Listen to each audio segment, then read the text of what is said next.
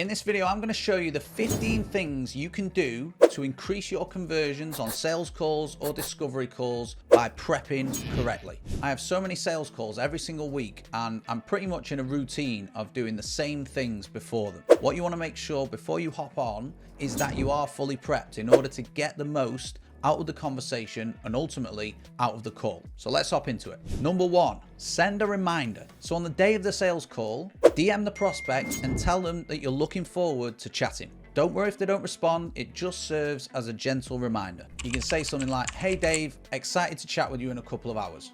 Simple. Number two, move.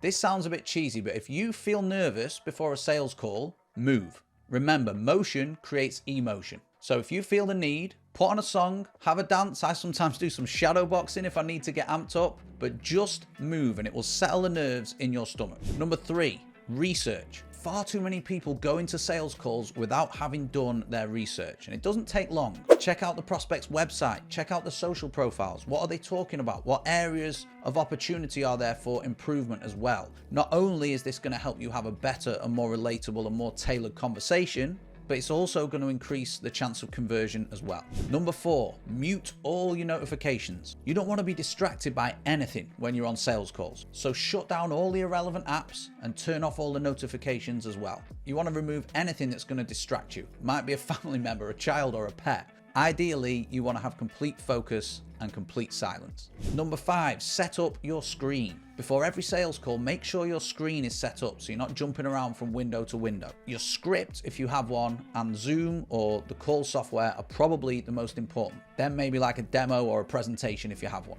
So I have Zoom on the left and my script on the right. Number six, grab a drink. You want to make sure you've got a drink to hand before you have a sales call. Sipping water or sipping a drink gives you thinking time if you get asked a difficult question, but you can also use it to force a gap in conversation and push the prospect or the buyer to talk. Plus, you don't want to be trying to pitch with cottonmouth. Number seven, have your pricing and your payment links ready. Whether you use Stripe or PayPal or an online cart for your course, have the links ready on your sales calls. You don't want to waste time searching for things once the client said yes. You want a seamless transition, so have your links ready. Number eight, have your testimonials and case studies and results ready.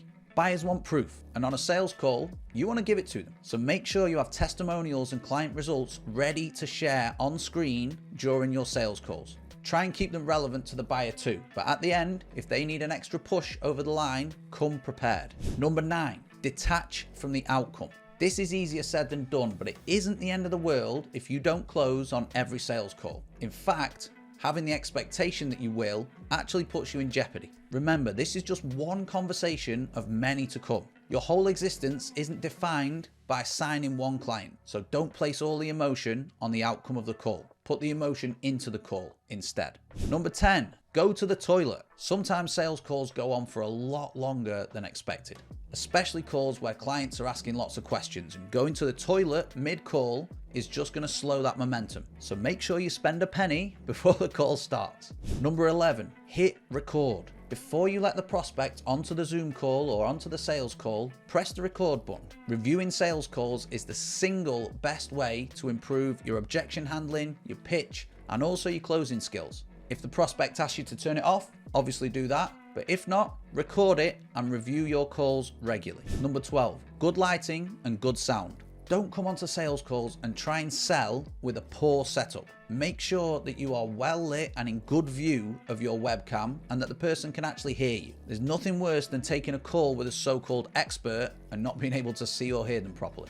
Number 13, get ready to take notes. Everyone should take notes during the sales calls. I prefer to use my computer, but even if it's just a notepad, make sure you're taking information down. You'll be able to refer back to it later on the call, or if you have to follow up with the prospect, you've got everything down. It actually shows that you care as well. Number 14, know your prices before your sales calls. This sounds obvious, but you should know your prices and your packages like the back of your hand. There are so many people that don't. You should also be aware of any incentive prices, discounts, or bonuses that you're prepared to offer as well. Not that I recommend discounts. And number 15, prepare your bargaining chips. Sometimes buyers need an extra bit of persuasion. So come prepared with a couple of things that you might be able to offer in your back pocket, whether that's payment splits, It might be an extra one-to-one. It might be an extra resource or a masterclass or access. Anything you can do to give the prospect a reason to buy now rather than have to go away and think about things.